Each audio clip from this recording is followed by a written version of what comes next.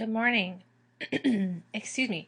I'm going to make a very short video to talk quickly about the visual aid speech, which is due next week. Actually, a little bit later than next week. I guess the first bit of good news is that because I was gone and then unable to correct all of your informative speeches as fast as I wanted to, I am actually going to extend the deadline. So instead of when you're able to log into week 3, seeing that the visual aid speech is due at the end of week 13, April 12th, I'll actually extend it so you'll have until the middle of that week. So let me look here on a calendar.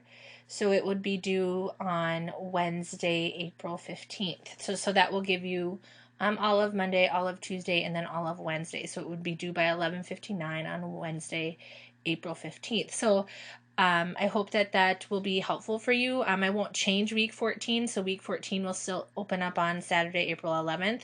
But week 13, the visual aid speech and all of the components that are due, you will have three full extra days to complete it. So I hope that you find that to be useful.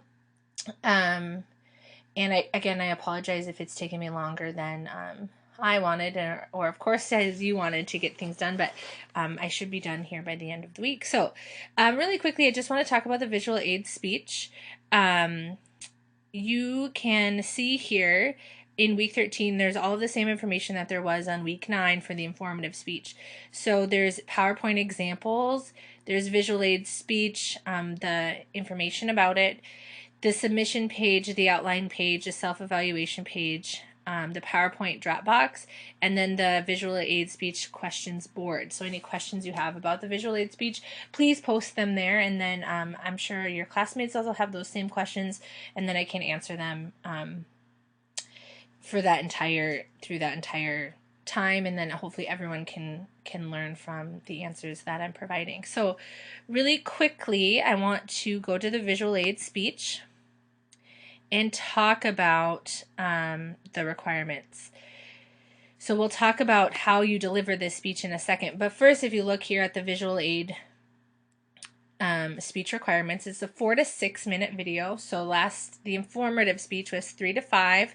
So now this time limit is 4 to 6. And I think many of you learned that first of all, that the timeline for the speech is really important, and it is graded on. So just be cognizant of your time, practice for your time, have an audience member give you a certain signal when you've reached your time. I even think somebody had their iPhone had an alarm, so it kind of went off in the middle of the speech, but it notified them that they had reached at least the minimum point.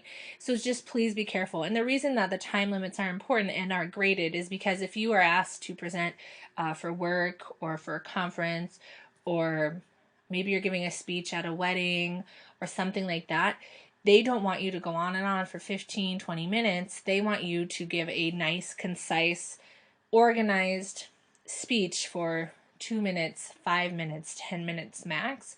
And especially in a business setting, you likely won't be asked to speak again if you can't adhere to those timelines. So that's why I want to get you in the practice of being cognizant of those. Minimum of 3 audience members. That should be the same, basically. 2 to 5 main heads. These are the main points. You guys had really good main heads. The organization, I was really impressed with the organization of your speeches.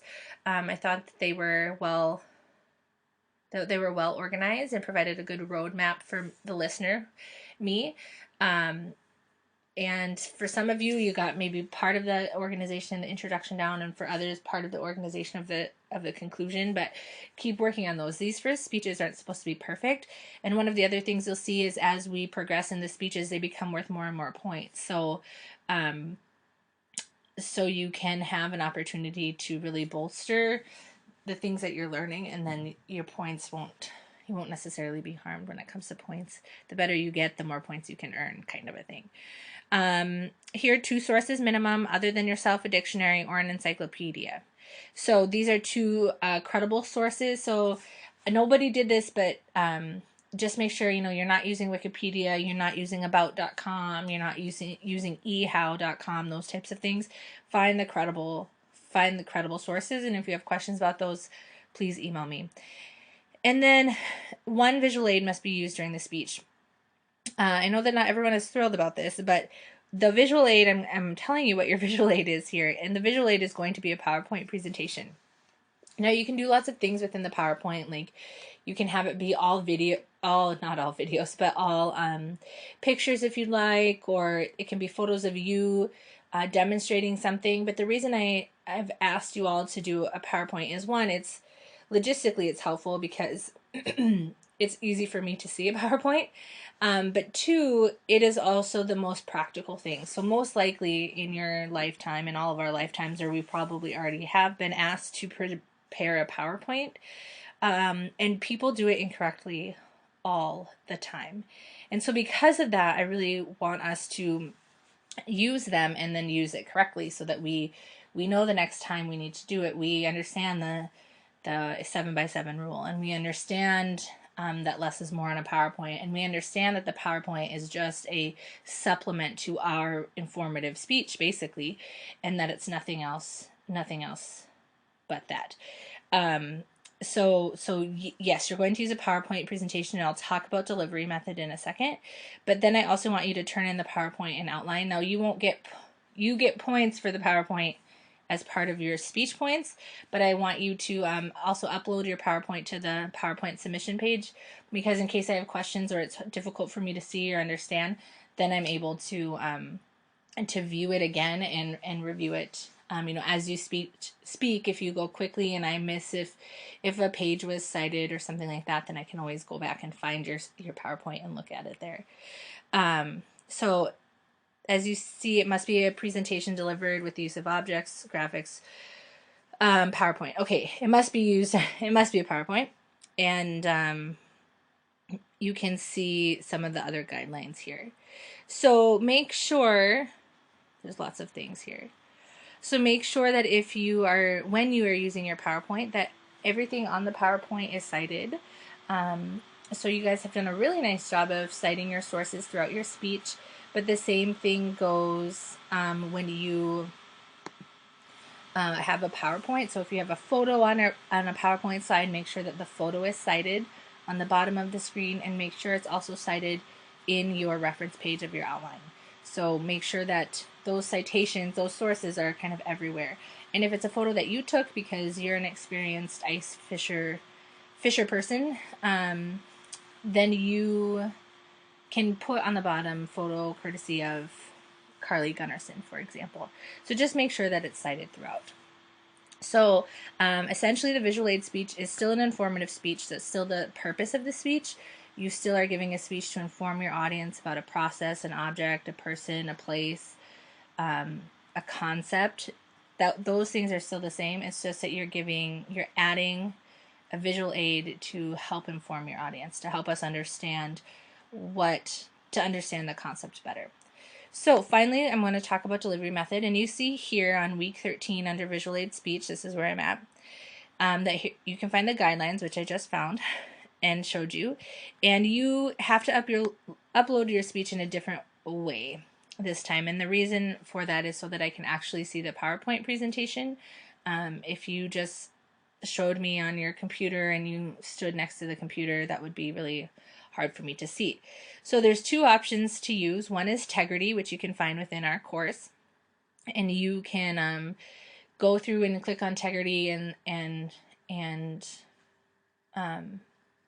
make your video that way, and it will walk you through it, and then your speech will be submitted just in Tegrity. You won't have to worry about putting it also on the visual aid speech submission page over here on the left hand side. So that's one way. Tegrity is nice because it shows you as well as the slides at the same time. The difficulty can sometimes be that students then just sit at a desk and give their PowerPoint, and then their audience has to watch them do that. So you might want to think about different ways that you can get the video to work with the PowerPoint. And both of these ways, either ways, they will take more practice than just 11:30 the night before it's due and trying to get one of them to work. So try to just log into them early and do some test videos. If there's test videos that you do on Tegrity, that's totally fine. I can delete them later. It'll be obvious that they're a test video. The other option is to use MoveNote, which is a Google product. And you can find it by going to movenote.com. And if you already have Gmail or use any type of Google Drive, you can just sign in with that information. But basically, once you go through the concepts, you'll see this page right here. And so in here, I would add slides or I would upload my PowerPoint presentation, and then I'd press record. In this one, I'm doing voice only, but I'm not actually using this, but I have it set up like that. So you would want to make sure, as you see here, to allow them access to use your camera. And then you have both things going at the same time. I think that MoveNote can be a little bit more user-friendly. I think Tegrity is kind of hard to run on a computer. If you can hear mine right now, it's really kind of stressed by that. But you can, MoveNote I think is quite easy. And you should be able to, if you use MoveNote, I know that you're able to, you can, if we go here, Visual Aid Speech Submission page, you can embed it into the discussion video. And here are instructions on how to do so. And it's pretty easy. It's almost like YouTube. It gives you a link kind of like that. And so it's really pretty easy to use. So those are the two options as far as the delivery goes. And then for our final speech, you can decide which delivery option you'd like, whether you'd like to use Tegrity, MoveNote, or just YouTube like you've been using.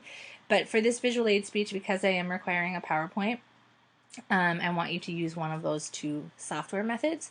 Now remember, you'll have 3 additional full days to submit all of the visual aid pieces. So that includes the visual aid speech itself, the visual aid outline, and then the self-evaluation.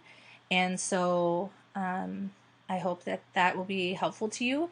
And please log into these softwares sooner rather than later so that you have an opportunity to see what will work best and what you prefer to use. And as always, email me if you have any questions. Have a great weekend.